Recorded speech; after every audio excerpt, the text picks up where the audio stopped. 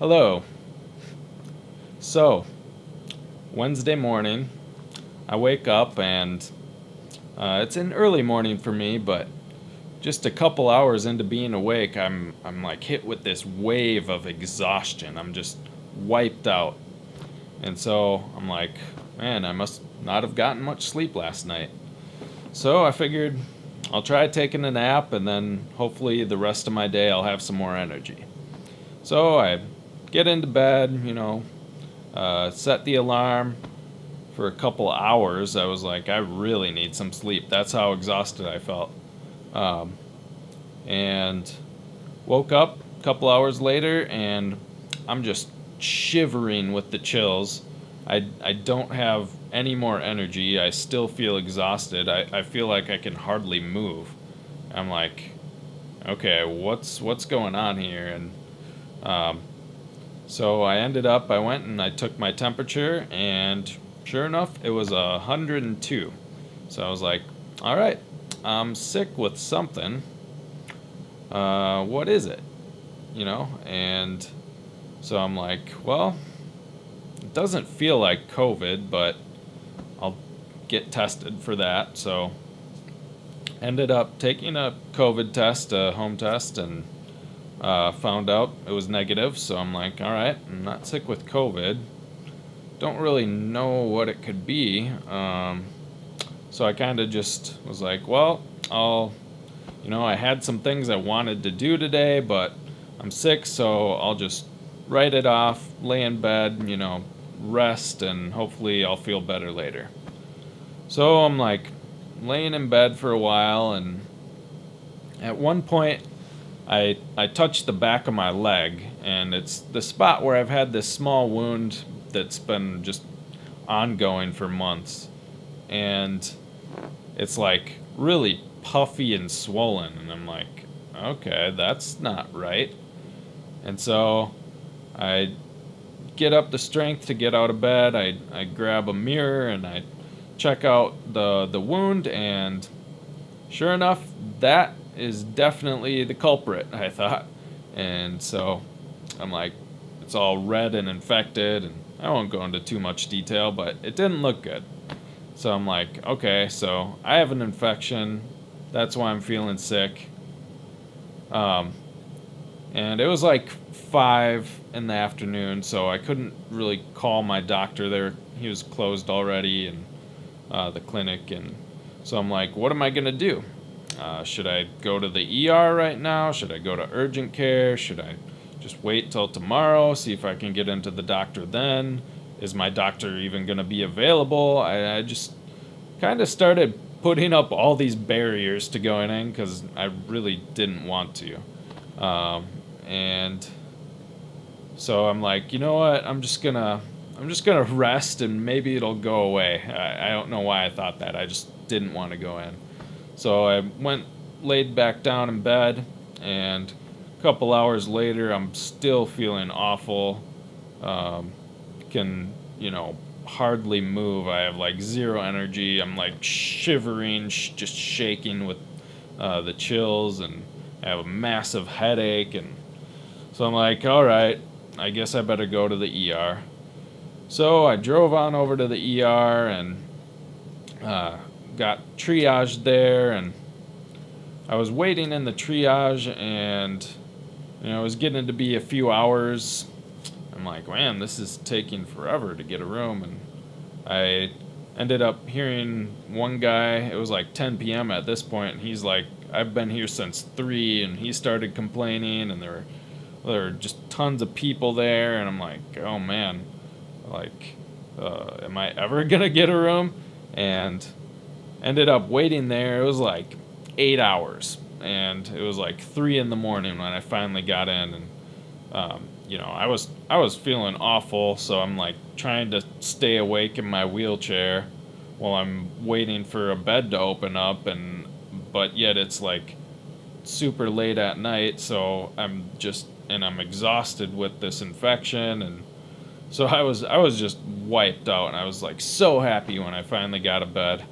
So got brought to the ER, you know, ended up just laying on this bed forever. It seemed like no one really checked on me very much. I was like, you could hear people screaming in pain. Other people were drunk and yelling at people. It was just like chaos in there, and I felt bad for the staff in a lot of ways because I just knew they were overworked, stretched thin. But at the same time, I wanted care, and so I was just getting in this bad mood, and then finally got seen by the doctor, and yep, they confirmed it was an infection, and then they told me they said osteomyelitis. Well, osteomyelitis is infection of the bone. It's actually why I had to have my kneecap removed a few years ago, and that was a whole like 3-month ordeal that I went through with that. And so when I heard that word, I'm like, uh-oh. I'm like, that's not good. And so they're like, yeah, we're going to have to at least do surgery to drain the infection. We might have to do some surgery and remove some bone. And all of these thoughts were just coming to my mind like, oh no, not this again. Like, this is going to be horrible. I could be on bed rest for who knows how long. Like, am I ever going to be able to just sit up? What am I going to do about work? Like, all these different questions. And so I was just really in a bad mood. And at the same time, I was like, not really being kind to my nurses or doctors. I mean, I was not being mean to them either, but I was like, just being cold. Like, I wasn't saying much. Part of that was just because I was so out of it. And then finally, the doctor said, well, we need to admit you to the hospital, but we're waiting on a room. So, here went this waiting process all over again, and I'm waiting hours. Gets to be overnight again. It's like 2 days later that a room finally opens up, and I'm able to be actually admitted to the hospital. And during that time, it's like I feel like I'm just totally alone. I feel awful laying in bed, questioning all these things that could go wrong. There's people still screaming in the ER about all kinds of stuff. It's noisy, it's loud, there's nothing to do. I'm just like in this horrible bad mood. So I'm like, again, relieved to be moved up to an actual hospital room. And so I get upstairs and put in this new room, and I'm still just having all these questions come up, just ruminating on it. Like, oh man, what am I going to do about work? Like, am I going to be able to pay my bills? Like, if I can't work, is this wound going to just take forever to heal? Like, what if they have to remove a huge chunk of my pelvis or something? Like, all these questions. And I was just feeling really bad, really anxious. And then it just like hit me. I'm like, I'm not trusting God right now. Like, where's my faith? Like, all of these things I'm asking questions about, they're things that are outside of my control. I have no control over these things. And so at that moment, I was just like, you know what? I'm just going to surrender this to God. Like, He knows what's going on with me. He knows why I'm here. He has a plan for my life. He's not going to abandon me. Like, I just let go of trying to, like, control this situation. And I even, like, went to that very worst case scenario I could think of. Like, oh, I can't. They have to do this big surgery, and they'll create a huge wound and months of rehab. And I'm like, could I accept that? And when I really just thought deeply about it, I'm like, yeah, I probably could.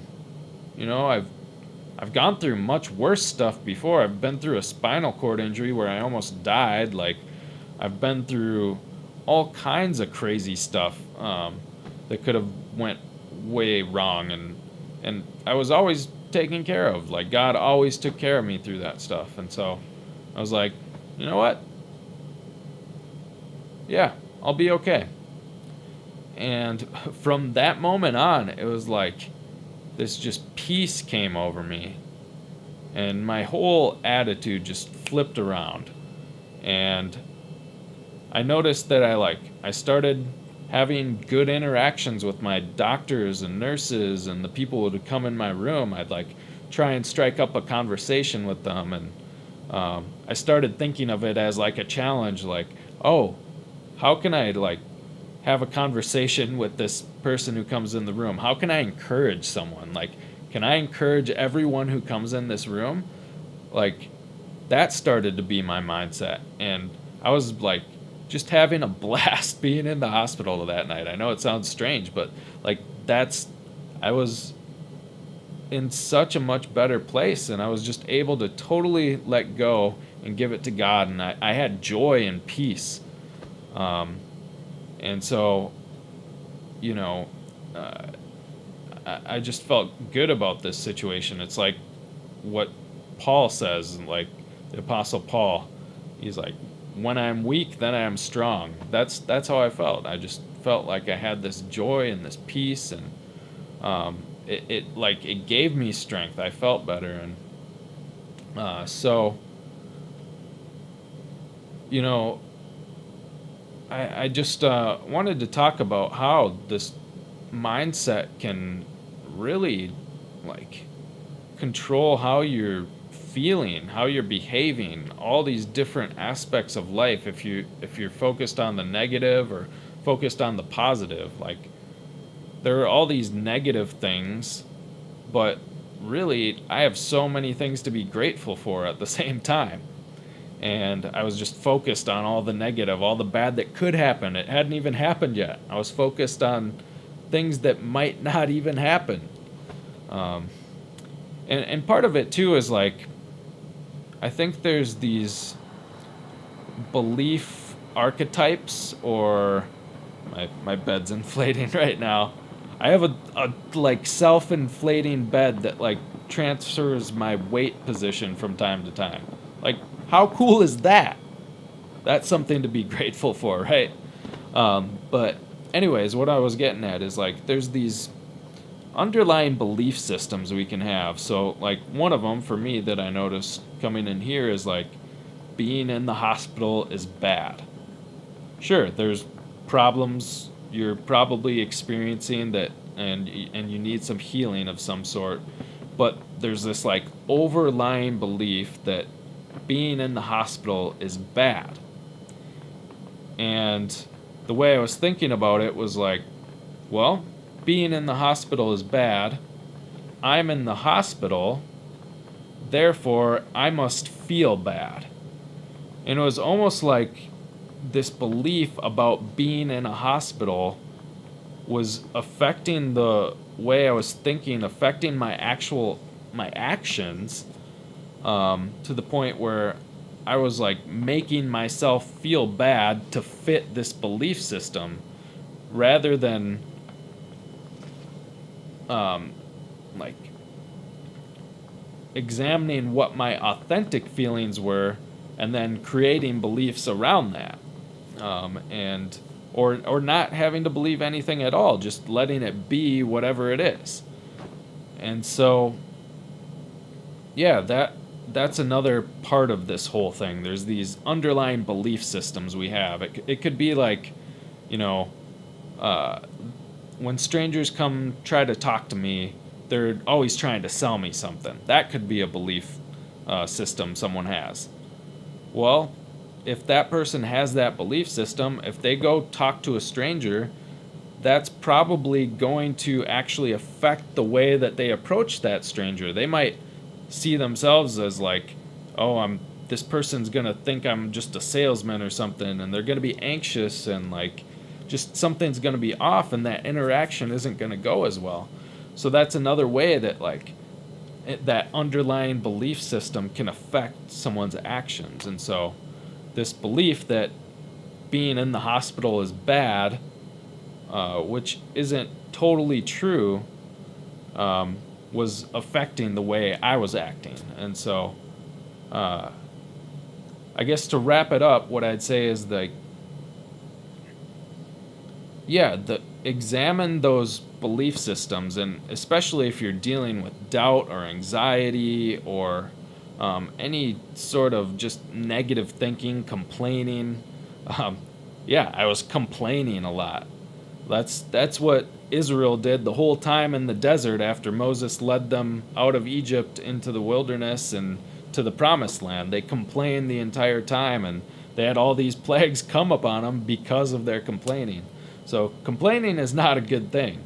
It's this another way of just having this negative thought process happen when there's so many things to be grateful for. And so, yeah, I just want to leave you with that. Like, examine those belief systems, and try and find the things that you can be grateful for, and examine your thought processes and see if you're thinking negatively. If you're worried about things, let it go. Give it to God. Trust that He's in control and He knows what's best for you. Like, He's going to take care of you no matter what. And I know that. And so I'm going to end with a Bible verse that I've written here on my phone. And it's just from Romans 5. Therefore, since we have been justified by faith, we have peace with God through our Lord Jesus Christ. Through Him we have also obtained access by faith into this grace in which we stand, and we rejoice in hope of the glory of God. Not only that, but we rejoice in our sufferings, knowing that suffering produces endurance, and endurance produces character, and character produces hope. And hope does not put us to shame, because God's love has been poured into our hearts through the Holy Spirit who has been given to us. Isn't that just encouraging?